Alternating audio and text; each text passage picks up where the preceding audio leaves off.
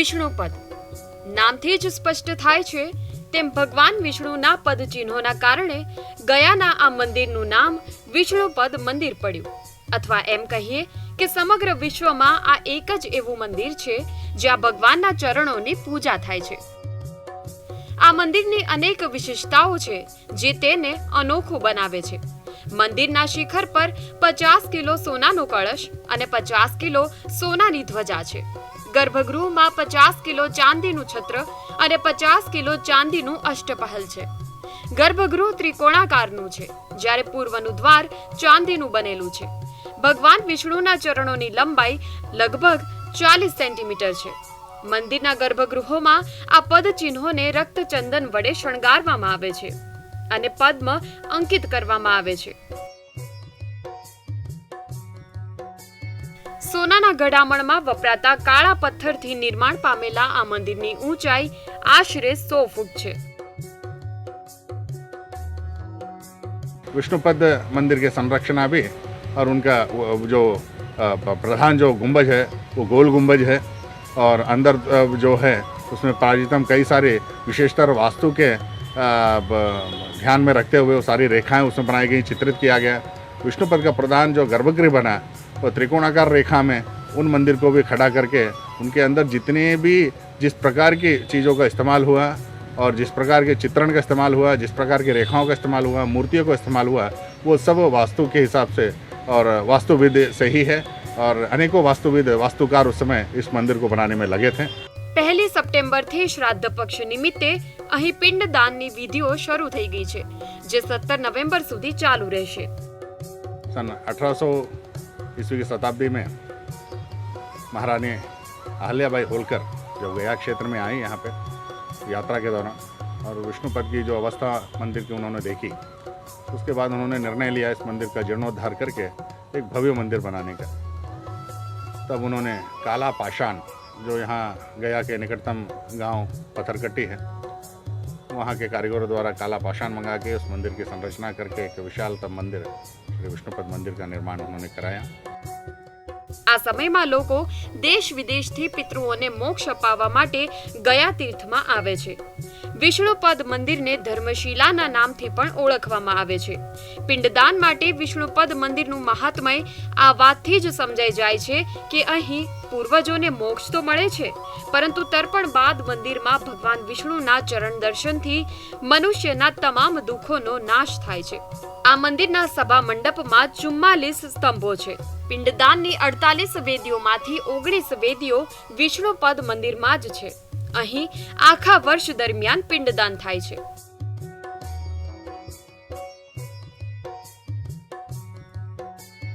भगवान विष्णु ने अपने दाहिने चरण को गयासुर के वक्षस्थल पर रखा था, तो गयासुर को कुछ वरदान स्वरूप वर भी दिया था.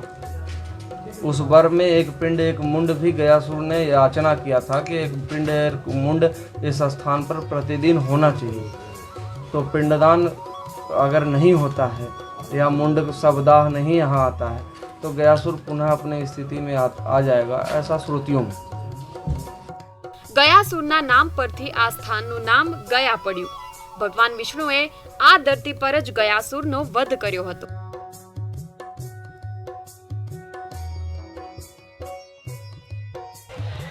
Welcome to this Gaya holy place, which is the as recommended in the Garuda Purana, which is elevation moksha dhama. Those who are left in this from this world, as their body they left, one who got the death. Further elevation in total of this universe, it is recommended. This is the holy place where that soul will be getting the promotion from to the higher position. So this is recommended in the Garuda Purana also. The Pitri Paksha yearly 15 days coming. In this 15 days, those who are living in that family, if they coming and they doing on their name rituals, they will be getting the permanently solution from this world or in this material world.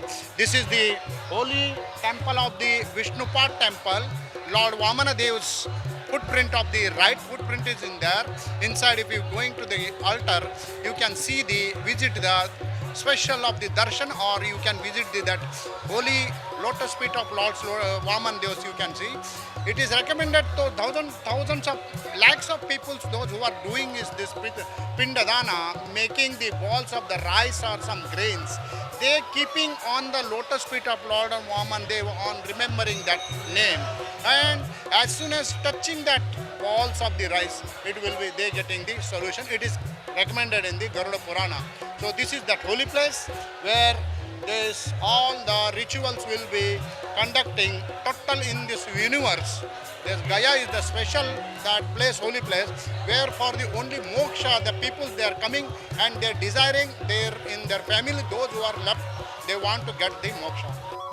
માન્યતા છે કે પિંડદાન કરવાથી મૃતાત્માઓને મોક્ષની પ્રાપ્તિ થઈ જાય છે.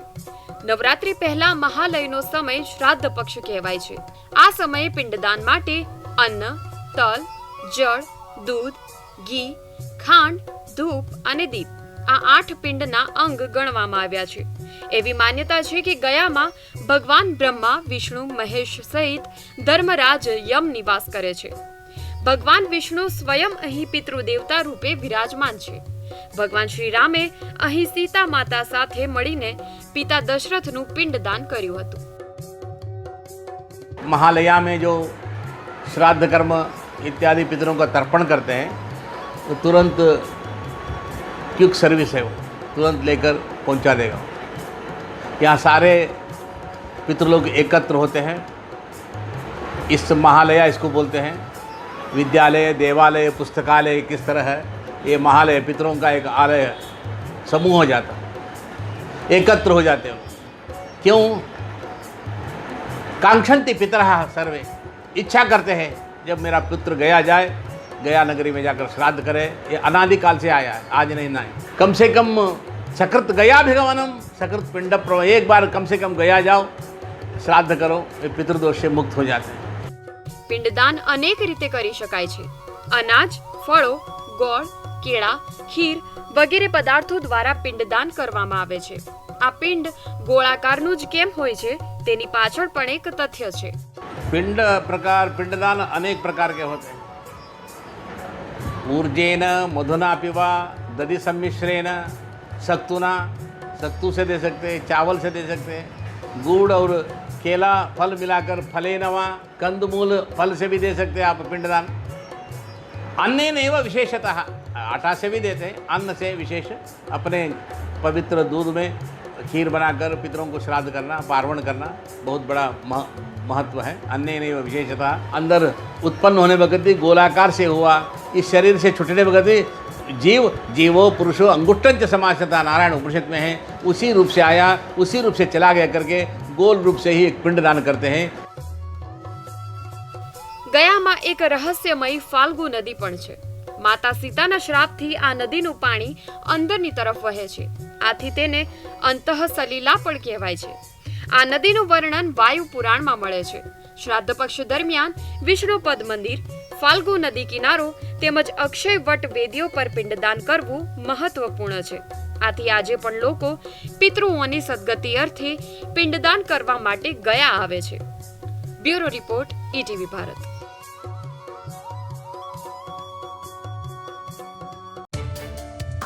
સતત 24 કલાક સમાચાર જોવા માટે ડાઉનલોડ કરો ઈટીવી ભારત એપ.